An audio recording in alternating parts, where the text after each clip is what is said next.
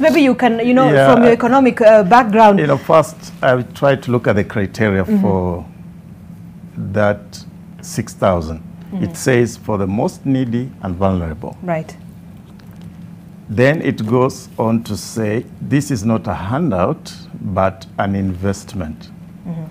So if we listen to the gentleman from Mombasa who was talking about Kibaki promised free education, where is it, and stuff like that, I think maybe the detail will be in the delivery, because I foresee a scenario where the Raila administration then will create some kind of criteria. You are needy, but you need to showcase that if you receive these funds, you will be using them to move to some step. But of course now it's campaign time, so you cannot give those details. Otherwise, I would agree with that gentleman from Mombasa that just promising free handout is not going to be the best approach to dealing with people. But Zainab, if I can interrupt James a little bit. In the US, there's what you call unemployment benefit.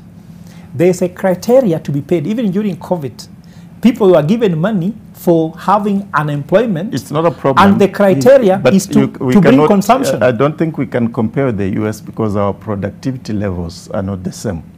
US is highly industrialized, and therefore they have a base from which they can tap all the capital. But what I'm trying to say, if people can consume, do you know what's happening here is that people are below the budget line. If we take that line, then they'll be consuming products imported. So these are completely two different policy issues. So because then we empower you to then consume stuff imported from somewhere else. And that's why I said you can't look at the economic policy of Raila in isolation. As we are doing the 6,000, we are empowering youth and women to become producers. Pharmaceuticals will be here. Professor, my point is this. James, just finish your point. It's a good idea, yes. But without a criteria, then it can tempt many people to want to be in the needy level. Right. So maybe I've been producing some maize, but now 6,000. It takes a lot of effort to produce the maize. Why can't I become needy so that then I can qualify? This bracket. Yeah, so that's what I'm saying, that if I combine the idea that needy, vulnerable, I like the point where then it goes further to say it's not a handout. Yes. So if it's not a handout, then I think what Mwananchi should expect is that there's going to be a criteria where, yes, you're needy, but you need to tell us, if we give you the 6,000, what are you going to do? Because if you say consuming, then everybody would rather go down James, to let get me tell you 6,000. When Kibaki became president, we came out with a framework that was about Vision 2030 called EMDA. These are called executive orders that are given by the president. So when the Raila becomes president, if he becomes, he will go to State House and write an executive order. There will be a ministerial policy to look for how to execute this executive order. Then it will be a department in a ministry which is involved to come up with an execution framework.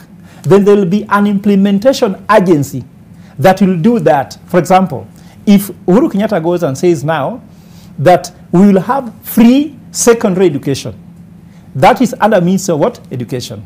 There is education department under secondary education department that will come with the ministerial policy that will now pick the department how to execute that.